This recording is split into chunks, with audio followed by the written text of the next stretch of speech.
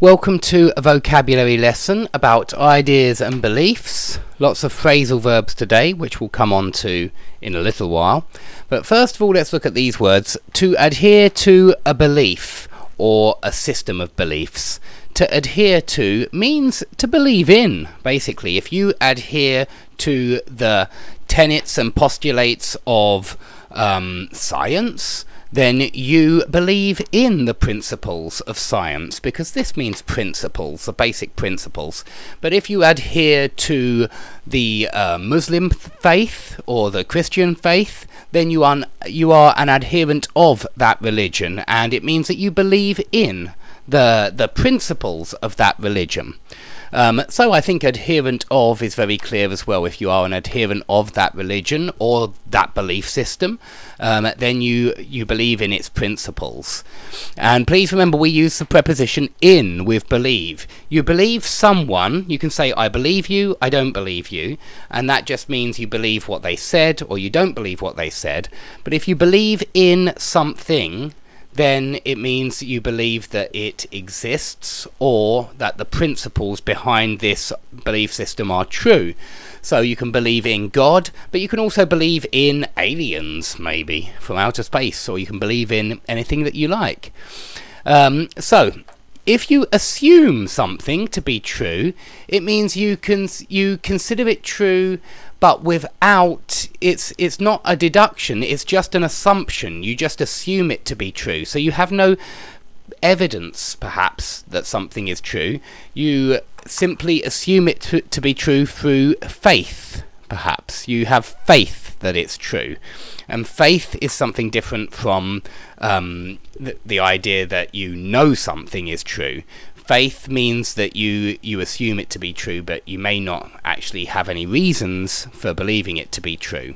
So assuming is never as strong as deducing, and an assumption is not a deduction. An assumption is more like a guess, or simply you're convinced that it's probably true, though you have no evidence.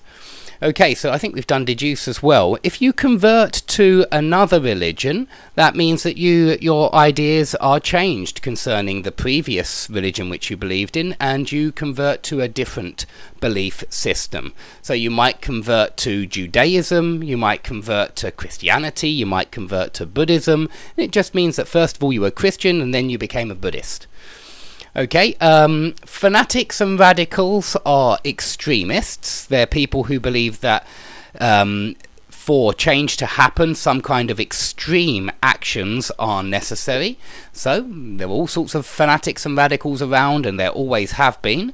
Reactionaries are people, this is usually quite a negative word to give someone, and it means they're simply reacting to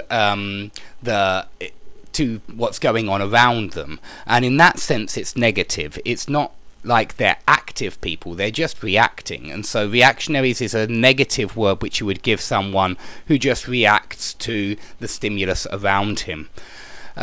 Bigots, on the other hand, I think we usually use this word, a bigot, and again it's very negative, to describe someone with conservative opinions. I don't think it's so often used for people with liberal opinions, although I would say that the liberals can be just as bigoted as the conservatives, because bigots are basically full of prejudices.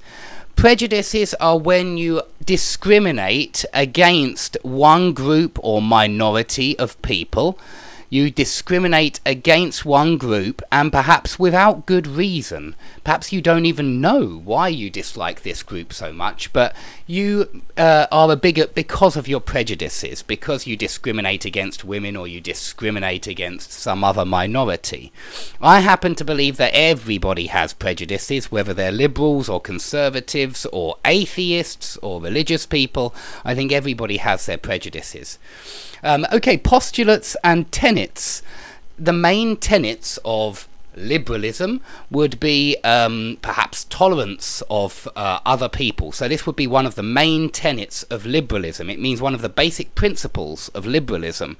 If we talk about the postulates of a conservative ideology, then we're talking about the basic principles. So perhaps one of the main postulates of conservatism is the idea that previous opinions and beliefs were stronger or better than the ideas we have nowadays. I think conservatives like to look towards the past and consider the past to be like a golden age, and so that's perhaps one of the main postulates of being a conservative. Okay, exaggerate. I've put this word here because I think that people often exaggerate their beliefs. They often exaggerate their ideas. Exaggerates just means make something bigger or faster or stronger or more interesting than it actually is. So usually fishermen exaggerate about the size of the fish that they caught. They say it was this big and maybe it was only half the size. Okay, to talk someone round means to convince or persuade someone. Okay, convince or persuade. Talk someone round. It's a phrasal verb, which means convince or persuade. You can also bring someone round, and that means convince them, persuade them. You also talk someone into something. And this means talk someone into an idea. So maybe you have an idea to go on holiday to Spain, but your wife doesn't agree, and so you talk her into going to Spain. You explain what a great idea it is, what a lovely time she will have, and eventually you persuade her. You talk her into going to Spain with you. However, maybe your wife wants to go to China, and for some reason you don't like the idea of China, and so you try to talk her out of going to China. Okay, you try to dissuade her. Dissuade. It's the opposite of persuade, to dissuade her and to talk her out of going. Okay, if something gives credence to an idea, or something lends credence to an idea, or adds credence to an idea, it means something makes it more believable, because credence is like believability, if that's not a word, by the way, so don't use it. But for example, you can say a group of scientists have recently collected some data which gives credence to the idea that the planet is getting colder. Something like that. It gives credence to the idea, it makes it more believable. It provides evidence, basically. It provides evidence. If it gives credence to an idea, it provides evidence or provides reasons to believe in the idea. Okay, you can also give someone the benefit of the doubt. Now we say this when you don't trust someone for some reason or other, or maybe you think they're wrong, but still you give them the benefit of the doubt and you go with what they're saying. You pretend that they're right and you give them the benefit of the doubt and you agree with what they're saying, even though you may think it's perhaps not true. Okay, so that's called giving someone the benefit of the doubt. Now we've got some adjectives here. Plausible means credible. It's exactly the same word as credible. They're synonyms. And if something is implausible, it's incredible. It's very hard to believe. So hopefully your beliefs are plausible and not incredible. You can see some of these prefixes I've put here. Please look at my lessons on prefixes if you want to learn some more about them. But we have an idea can be rational or irrational. It can be logical or illogical. And something can be likely or unlikely. And so you can see the different prefixes there. Okay, some phrasal verbs now, some more phrasal verbs. If you're in a meeting, you can put across an idea, you can put across some kind of perhaps idea about what to do in the future. So it could be you could be putting across a suggestion, perhaps about increasing prices or something like that. Now, if your idea is fully understood, then you get across the idea. So you can say, I managed to get across the idea that putting up prices would be beneficial for everybody. You can also put forward ideas, and this is more like when you make a suggestion and you want to test and see people's reactions to this idea. So you put forward the idea for consideration. It's very similar, basically the same, to running an idea by someone. So you might run an idea by your boss. It means test the idea. You're putting forward the idea for consideration. Now, before you put forward an idea to your boss, you might want to weigh up the pros and cons. Weighing something up means deciding that, well, looking at the pluses and the minuses behind an idea. So weigh up the pros and cons of the idea first, then put forward the idea to your boss, and if he's happy with it, you succeed in getting across the idea.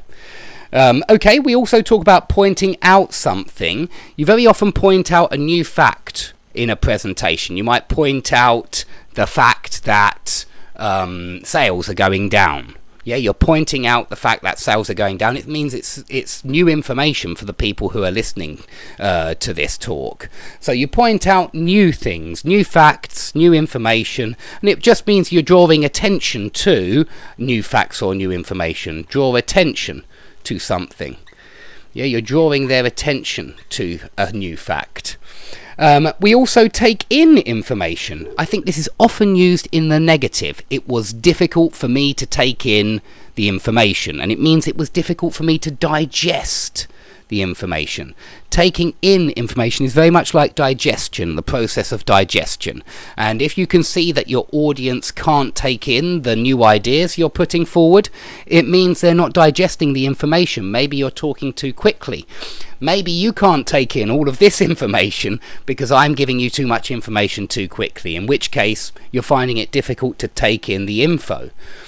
Okay, that's all of those. Now we've got some more last ones now, supporting and opposing ideas and beliefs. You can side with someone or side with a party, and you can side against someone or side against a party. You can come out in favour of increased immigration, or you can come out against increased immigration. You can come out against, I don't know, the legalization of soft drugs. You can come out in favour of any kind of political issue. You can be against or in favour. Against or in favour. You can come out in favour of, you can come out against. Now, you can stand for certain principles, or you can stand against certain principles. So this would usually be used in politics, and the party or politician would say, I stand for increased immigration, and the person on the other side of the house may say, well, we stand against increased immigration, and it shows you the position. When you stand up for someone, it's a little bit different from stand for a principle or stand against a principle, because usually you're standing up for a person or a group, and you're usually standing up against a person or a group, whereas stand for is more like an idea, a principle, and stand against the same. So this is usually more for people. You stand up against someone and you stand up for someone. Okay, you often stick by your principles. It means you're consistent and you're sticking by the same principles. You can also support someone by cheering them on. This is usually in a football match or something like that. You cheer on your children or your friends. Maybe one of your friends is competing in a sporting event and you cheer him on or her on from the sidelines. And if you egg someone on, this is quite a strange phrasal verb, it means you encourage them to do something. And it's usually something a bit naughty. So you might have a class of children, and one of the children, he eggs on his friend to throw a piece of paper at you. And then when he throws a paper at you, he says, it wasn't my fault, he told me to do it. He egged me on. So egg someone on is encourage or persuade someone to do something, very often something naughty. Okay, if you defer to the experts, it means you say, I'm not an expert here and I'm going to let the experts decide for me. So you defer your opinion to the experts. It means you're letting the experts decide for you. So sometimes you may want to defer to the experts. And if you cave into demands, it means in the end you fight against the demands, but in the end you cave in and you say, okay, I accept your demands. But maybe a politician could cave into public opinion. He may be against smoking in public places, but public opinion is so in favour of smoking in public places that he caves into public opinion and accepts that perhaps it's a good idea. Okay, that's a lot of vocabulary. I hope it's all clear. Probably not. Please, if you have any questions, write them under the video and I'll do my best to answer them all. Thanks very much for watching and come back soon.